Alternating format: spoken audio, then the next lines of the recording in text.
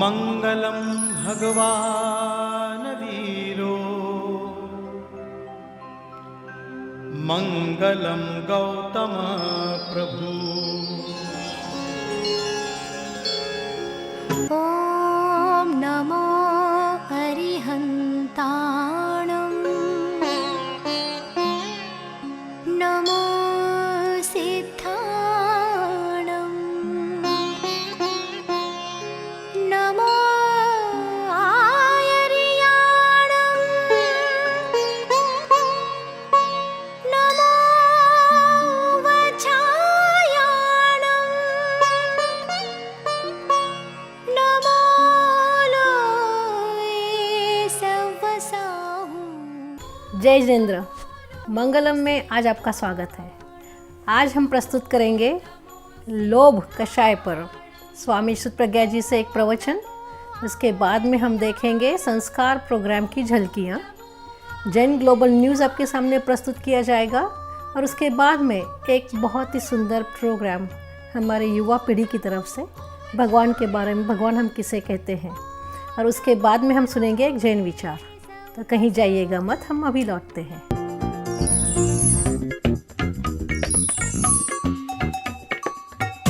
मंगलम में आपका स्वागत है। अब हम चलते हैं प्रवचन की ओर। स्वामी श्री प्रज्ञा जी हमें समझाते हैं लोभ कषाय सबसे बड़ा हानिकारक कषाय है और इससे हम किस तरह छुटकारा पा सकते हैं। सदगुरु के चरणों में वंदना। जिज्ञासु बंधुओं बहनों,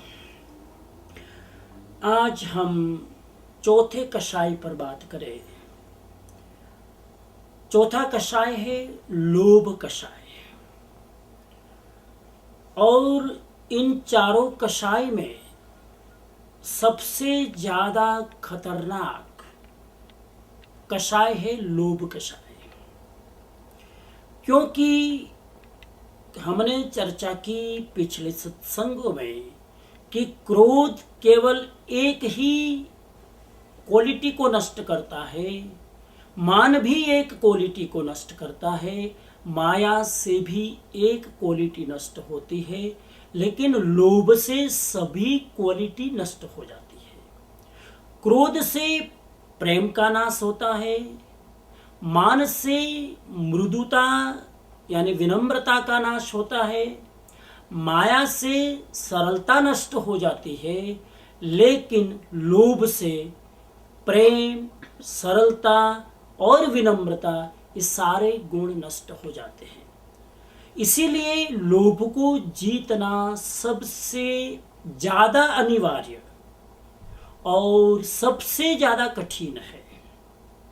आज हम इसको जीतने पर जरा विचार करें और एक बात समझ लेनी चाहिए कि क्रोध इसलिए भी इतना डेंजरस नहीं है, मान इतना डेंजरस नहीं है, डेफिनेटली डेंजरस है, लेकिन कंपेयर टू लोभ ये इतने पावरफुल नहीं है। क्योंकि कारण यह है कि 24 घंटे में आदमी क्रोध 24 घंटा नहीं कर सकता। 5 मिनट करेगा, दिन में 2 बार करेगा, 4 बार करेगा, आखिर एक मर्यादा है। मान भी, अहंकार भी 24 घंटा नहीं रहता। कहीं ना कहीं आदमी झुकता है, विनम्र होता है, शालीन होता है। माया भी, छल कपट भी, झूठ भी आदमी 24 घंटा नहीं बोल सकता। तो क्रोध, मान, माया तीनों दुर्गुणों की एक अपनी मर्यादा है, लेकिन लोभ, ग्रीड, इसकी कोई मर्यादा नहीं। लोभी आदमी 24 घंटा लोभी होता है, क्रोधी भी आदमी 24 घंटा क्रोधी नहीं होता, अहंकारी आदमी 24 घंटा अहंकारी नहीं होता, मायावी आदमी 24 घंटा छल कपट झूठ नहीं बोलता, लेकिन लोभी आदमी 24 घंटा लोभ से ग्रस्त रहता है। इसीलिए भी लोभ ज्यादा खतरनाक। तो लोभ खतरनाक है, लोभ ज्यादा नुकसानकारी है। 2 कारण, एक तो लोभ ज्यादा समय रहता है बाकी के 3 कषाय से, और दूसरा सभी कषाय एक एक क्वालिटी को नष्ट करता है, जबकि लोभ सभी क्वालिटी को नष्ट कर देता है। तीसरा कारण यह भी है तीन कसाई से ज्यादा डिफरेंस होने में लोभ में, वो ये है कि क्रोध बहिर्मुखी है, एक्सटर्नल है। क्रोधी आदमी का क्रोध दूसरे को दिखता है। मानी आदमी का मान उसकी वाणी से पता चल जाता है। मायावी आदमी की छल कपट की वृत्ति उसकी आंखों से और उसकी बॉडी लैंग्वेज से पता चल जाती है। ये तीनों पकड़े जाते हैं, क्रोधी आदमी, मानी आदमी, मायावी आदमी पकड़े जाते हैं। लेकिन लोभ पकड़ा भी नहीं जाता, इतना सूक्ष्म में रहता है। लोभी आदमी लोभी है कि नहीं जल्दी रिकॉग्नाइज करना बड़ा मुश्किल है, क्योंकि लोभी आदमी ऊपर से बड़ा शांत दिखता है। लोभी आदमी गुस्सा नहीं करता है। लोभी आदमी में बहुत अच्छी क्वालिटी होती है। लोभी आदमी गुस्सा नहीं करता, क्योंकि गुस्से में भी उसको बहुत ज्यादा वेस्टेज होता है, इसलिए वो वेस्टेज करना नहीं चाहता लोभी आदमी। तो लोभ ज्यादा खतरनाक है। और जैन शास्त्र में भी कहा है लोहो सव्व विनाशनो। हम पिछले 4 सत्संगों से बात करते आ रहे हैं कि कोहो पीम पणा से को क्रोध प्रेम को नष्ट करता है। मानो विनय नाशनो, मान से विनय नष्ट होता है। माया मित्राणि नाशे, माया से मित्रता नष्ट होती है। बट लोहो सव्व विनाशनो, लोभ सब कुछ नष्ट कर डालता है। दूसरी बात, लोभ कितनी चीजों का होता है? लोभ आदमी को 3-4 चीजों में होता है। शास्त्र में बताया है वित्तेषणा, पुत्रेषणा, ये बहुत सारी ऐषणाएं जो आदमी में होती है। पुत्र की ऐषणा, धन की ऐषणा, पद की ऐषणा, ये सारी ऐषणाएं, सारी इच्छाएं, सारी डिजायर आदमी की ग्रीड का प्रतीक है। और एक और बात समझ लेनी चाहिए, क्रोधी आदमी अपना नुकसान व्यवहारिक दृष्टि से कम करता है, दूसरे का नुकसान ज्यादा करता है। अहंकारी आदमी भी थोड़ा अपना नुकसान, ज्यादा दूसरे का नुकसान करता है। मायावी आदमी आधा अपना नुकसान, आधा दूसरे का नुकसान करता है। लेकिन लोभी आदमी 100% अपना नुकसान करता है। इसीलिए भी ये घाटे का सौदा है कि आदमी अपने जीवन में लोभ को प्रश्रय दे। अब हम समझने की कोशिश करें कि लोभ को कैसे जीता जाए। लोभ को जीतने के 2 ही उपाय हैं। पहला उपाय शास्त्रोक्त है, जिसमें यह बताया गया है लोहो संतोषो जिणे, लोभ को संतोष से जीता जाता है। आदमी अगर कंटेंटमेंट की वृत्ति डेवलप करे, आदमी अपने जीवन में संतोष भाव बढ़ाए, तो आदमी का लोभ खत्म हो सकता है। लेकिन आदमी का मन इतना विचित्र है कि जितना मिल जाता है वो मिल जाता है, वो नहीं दिखता। जो नहीं मिला है उसका ध्यान उस ओर जाता है, और जो नहीं मिला उस ओर ध्यान जाने से आदमी उसको पाने के लिए दौड़ता है, भागता है, और परिणाम स्वरूप वो लोभ से ग्रस्त हो जाता है, क्योंकि उस प्रक्रिया में उसे लाभ प्राप्त होता है और लाभ लोभ को बढ़ाता है।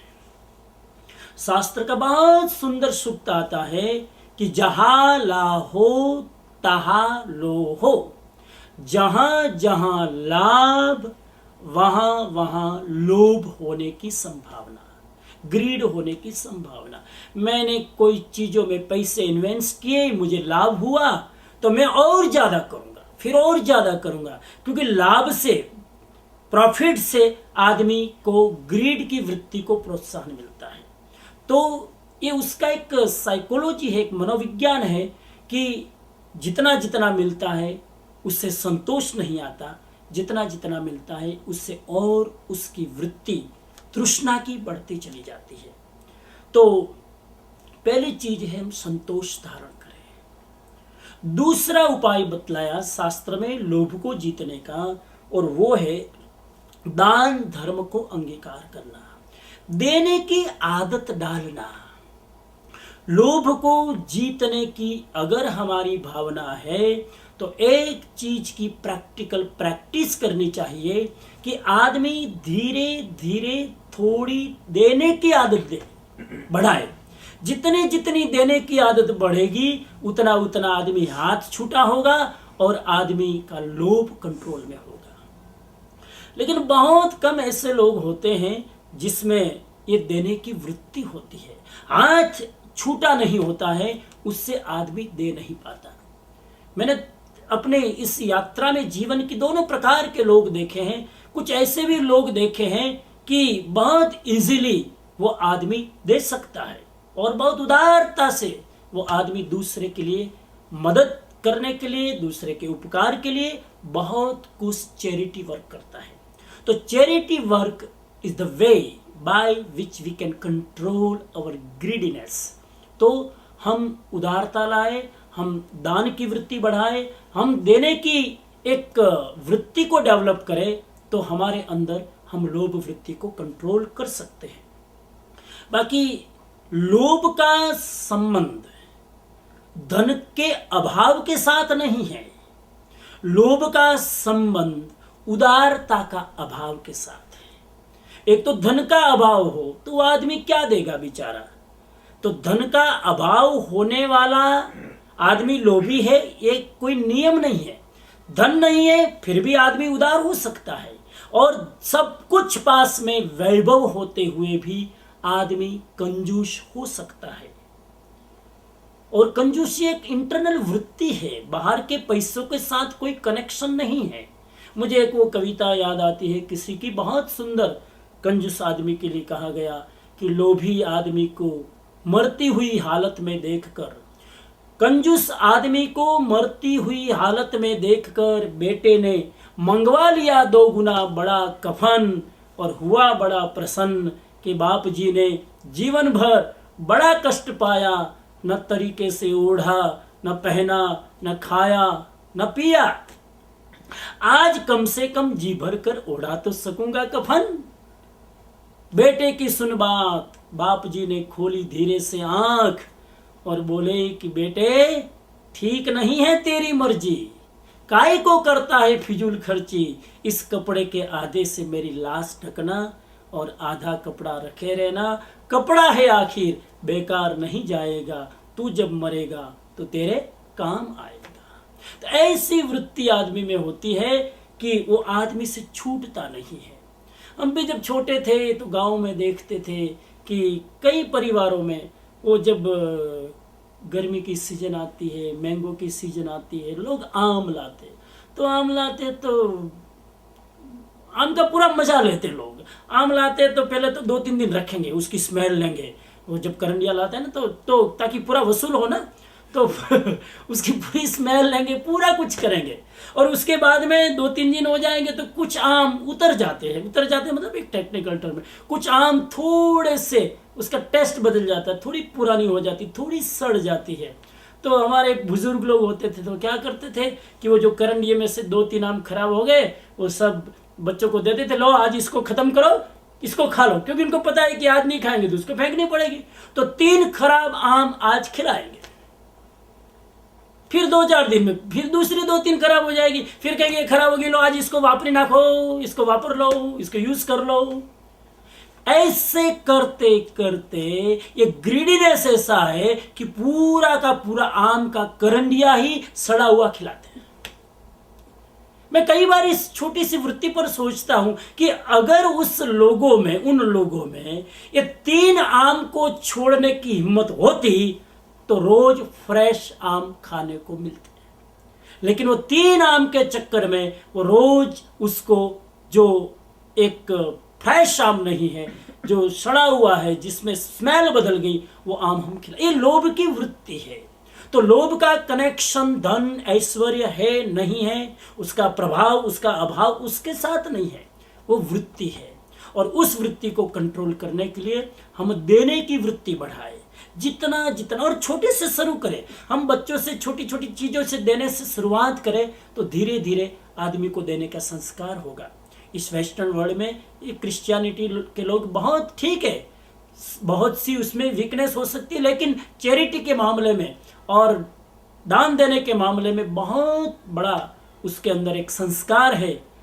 वो 10% चैरिटी वर्क में डालते हैं, हम लोग इतना नहीं कर पाते हैं। तो हम दान धर्म को अंगीकार करके आगे बढ़ने की कोशिश करें। शास्त्र में बहुत सारे उसके उदाहरण आते हैं, कपिल का उदाहरण, और हम उस उदाहरण में न जाए, लेकिन हम इस नतीजे पर पहुँचे कि लोभ आध्यात्मिक जिंदगी का बहुत बड़ा अवरोधक तत्व है। लोभ आदमी को आध्यात्मिक नहीं होने देता है। लोभ आदमी को संबंधों के बीच में भी अपने आप को सेट नहीं होने देता है। तो हम लोभ को जीतने के लिए ये 2 हथियार अपनाए। पहला, भीतर में संतोष धारण करें और पुण्य के प्रभाव से जो कुछ वैभव हमें मिला है वो अपने लिए यूज करके शेष भागों में से हम दूसरे तक भी पहुंचाने की कोशिश करें, ताकि अपना भी भला हो, सबका भी भला हो। तो लोभ की वृत्ति को जीतकर हम ये सारे गुणों को जो नष्ट करने वाला तत्व है उससे बचे और संतोष को धारण करके शांति और अमन चैन पाने की कोशिश करें।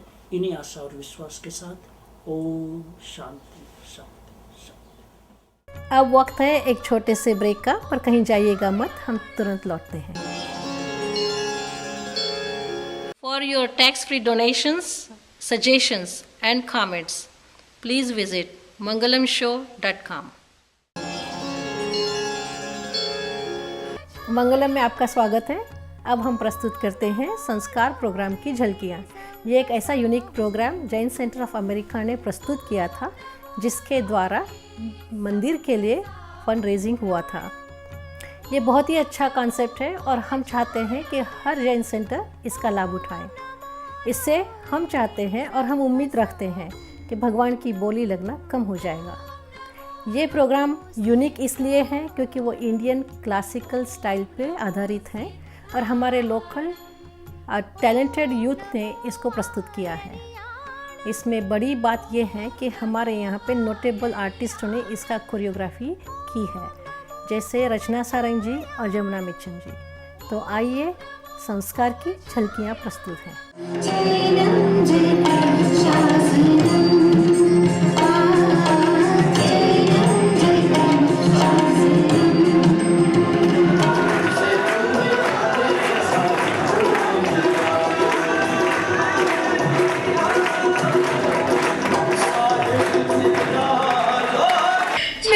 कितनी खुश थी, लेकिन अब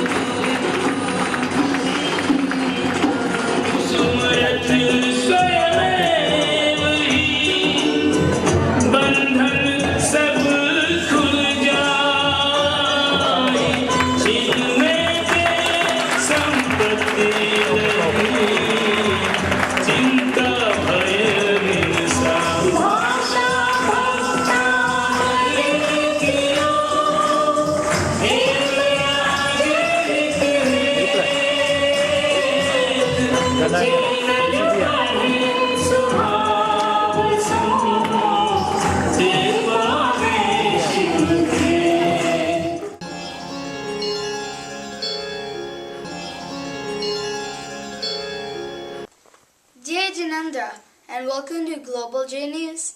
I'm your host, Risha Mehta. An 800-year-old well in Mudbidri town, also known as Jain Kashi, has been recognized as a national monument by the Archaeological Survey of India. This national monument has been fully restored to its 13th century glory and is expected to hold water this monsoon, after a hiatus of over 80 years. This well was built 8 centuries ago by Jain chieftains, Bhatarakas. This well was reserved for the use of the Bhatarakas. It coincides with the discovery of the Dhavla trilogy documents of the Jain Tirthankars. This well was built on a 1-acre land and is about 35 to 40 feet deep.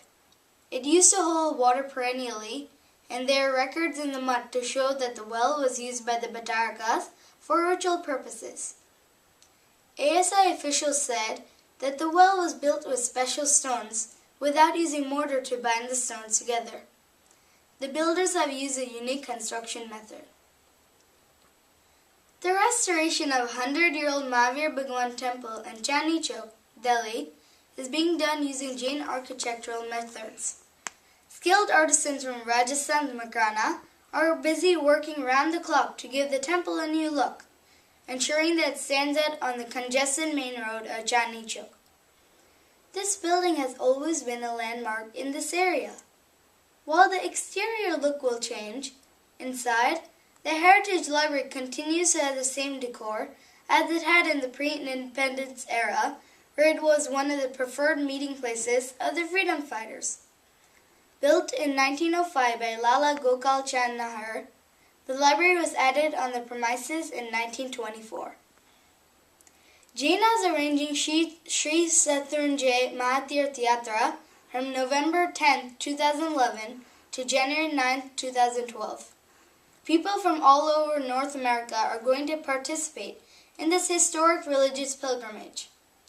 This yatra has lots of religious significance, where yatris climb the holy mountain several times in a single day while doing fasting. We'll see you next week, same time with more news. Until then, I'm Risha Mehta, Jai Jinendra. मंगलम में आपका स्वागत है। अब हम प्रस्तुत करते हैं एक डांस प्रोग्राम जिसे जैन विश्व भारती ह्यूस्टन के यंगस्टर्स ने प्रस्तुत किया था और यही प्रोग्राम जैना कन्वेंशन में भी दिखाया गया था। इसकी कल्पना बहुत ही अलग है। यहाँ बताया गया है कि हर कोई भगवान को अपने तरीके से बनाना चाहता है या जानना चाहता है, हालांकि भगवान एक ही है। आइए इसका लाभ उठाएं।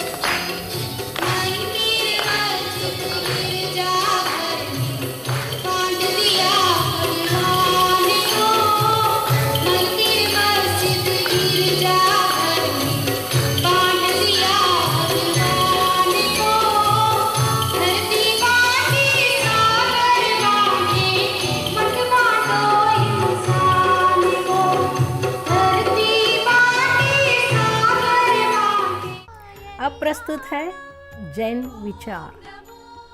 हम जानेंगे हमारे युवा पीढ़ी से लिव और लेट लिव पर एक विचार। Jai Jinendra. My name is Ashka. This week's theme is on my t-shirt. Let me read it to you. Non-violence is not harming or hurting any being knowingly or unknowingly in thoughts, speech, and action. Based on Jain philosophy, live and let live. I'm wearing this cool shirt today. You can wear it too. Visit mangalamshow.com. Jai Jinendra. आज का programme यहीं ख़त्म होता है। आशा है आपको पसंद आया होगा। आपके विचार हम जानना चाहेंगे। हमें लिख भेजिएगा mangalamshow@gmail.com पर। अधिक जानकारी के लिए हमारी वेबसाइट ज़रूर विज़िट कीजिएगा। टी शर्ट्स के बारे में आपको अधिक जानकारी मिलेगी। इस टी शर्ट के साथ हमारे प्रोग्राम को सपोर्ट होता है। हम चाहेंगे आप हमारा प्रोग्राम सपोर्ट करें। प्लीज़ विज़िट कीजिएगा mangalamshow.com। अगले हफ्ते आपसे फिर मुलाकात होगी। तब तक के लिए आज्ञा चाहेंगे। जय जिनेंद्र।